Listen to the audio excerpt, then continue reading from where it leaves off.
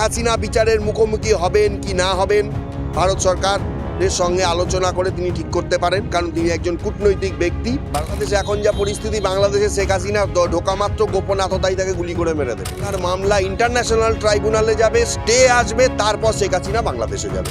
বঙ্গবন্ধু ভারতের বন্ধু, তার মেয়ে শেখ হাসিনা বঙ্গবন্ধু বাংলাদেশকে তৈরি করেছে। আজকে কিছু ওই লোকজন, আমি মুখে আর বাজে ভাষা বলতে পারলাম না, পুলিশের সামনে স্লোগান তোলা হয়েছিল, ভারত যাদের মামার বাড়ি বাংলা ছাড়ো তাড়াতাড়ি। কেন কেন? ভারতের খেয়ে চেয়ে পড়েছে, ভারত থেকে স্বাধীনতা নিয়েছে, ভারতের জন্য আজকে তোরা টিকে আছিস। ভারত গেল এই মৃত্যুদণ্ড যদি আন্তর্জাতিক ট্রাইব্যুনাল দিত, আমার সত্যিকারের বলার কোনো বিষয় থাকতো না।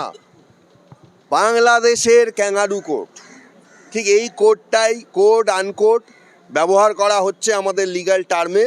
একটা বিশেষ বাংলাদেশের কোর্ট শেখ হাসিনার লয়ারের কোনো বক্তব্য না শুনে, তাকে কোনো রকম কোনো বয়ান না বলতে দিয়ে তাদের নিজেদের ইচ্ছা মতন একটা রায় এখানে দিয়ে দিয়েছে যে শেখ হাসিনার মৃত্যুদণ্ড। দেখুন, আমি শেখ হাসিনার পক্ষে বা বিপক্ষে আমি কিছুই বলতে চাই না, তবে এইটুকু বলতে চাই, ভারতের সঙ্গে বাংলাদেশের যে একটা সুসম্পর্ক, সেইটা শেখ হাসিনার সময়ে অনেকটা ভালো হয়েছিল।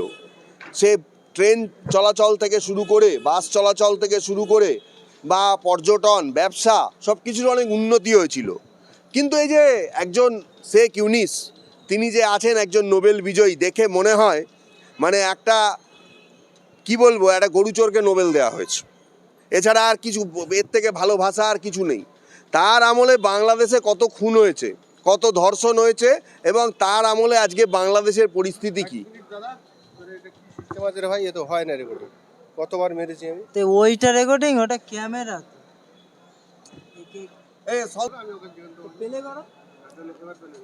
এবং এই বিষয়টা আমাকে ভাবায়, তার কারণ হচ্ছে, দেখুন, সাধারণ মানুষের জীবনের দাম কোনো দিনই কোনো জায়গায় নেই, কিন্তু একজন রাষ্ট্রনেতা, তার বিচার এত সহজে হয়ে গেল, এটা মেনে নেওয়া যায় না। এবং কারা বিচার করছেন?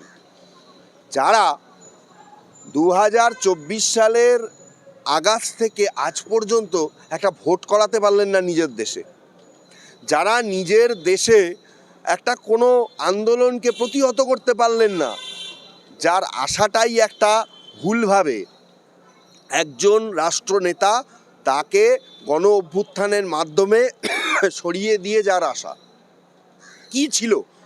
আমি যদি শেখ হাসিনার আমলটা যদি আমি বলি শেখ হাসিনা খারাপ, আপনি যদি বলেনও যে শেখ হাসিনা খুব খারাপ, বিতর্কিত অবশ্যই। দেখুন আমি আজকে এটা বলছি যে বাংলাদেশে আমি তো থাকিনি, কখনো যাইও নি, সুতরাং আয়নাঘরের বিষয়টা আমিও শুনেছি, হাসিনা করেছেন। কিন্তু এই শেখ হাসিনা আজকে কিন্তু তার আমলে আমরা বাংলাদেশে কিন্তু গণতন্ত্রের নির্বাচন দেখেছি। যে উত্তাল বাংলাদেশ এবং খারাপ বাংলাদেশের প্রতিপত্তি হয়েছিল। আপনি একটা কথা বলুন তো, আপনাকে আমি একটা কথা জানতে চাই।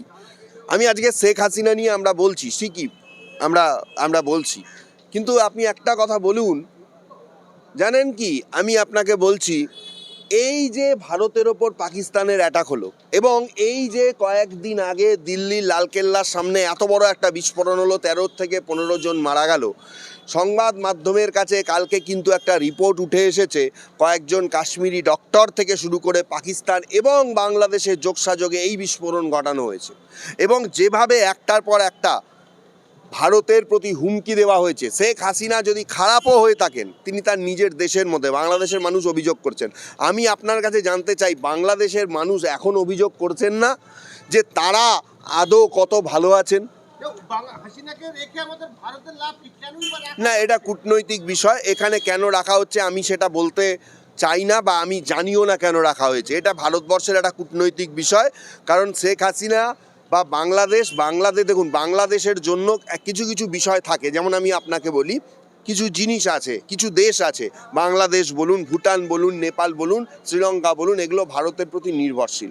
আজকে বাংলাদেশ একটু বেশি বাড়াবাড়ি করে ফেলে কখনো কখনো, কিন্তু ভারত ছাড়া বাংলাদেশের জন্ম সম্ভব হতো না। আজকে হাসিনাও মারা যেত তার বাবার সাথে।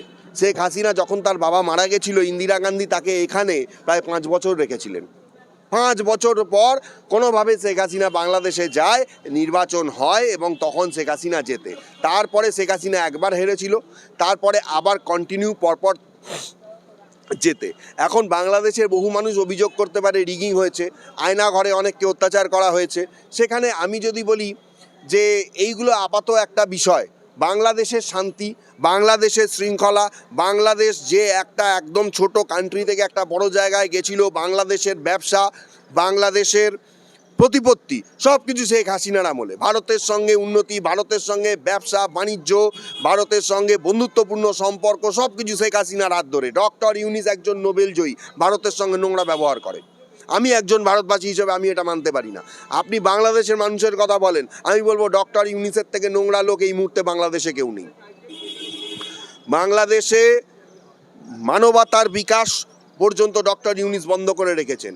সেখানে নারী বিদ্বেষী সরকার কেন, আমি বলতে চাই, যেই দিন ডক্টর ইউনিস এলেন, দেখুন কোনো সরকার হেরে যেতে পারে, আমরা এখানেও খুনের রাজনীতি দেখি। ডক্টর ইউনিস কি খুনের রাজনীতি বাঁচানোর চেষ্টা করেছিলেন? আওয়ামী লীগের লোকদের, হিন্দুদের কিভাবে মারা হয়েছিল, শেখ হাসিনার সময়ও হিন্দুদের ওপর অত্যাচার হতো, কিন্তু এত হতো না।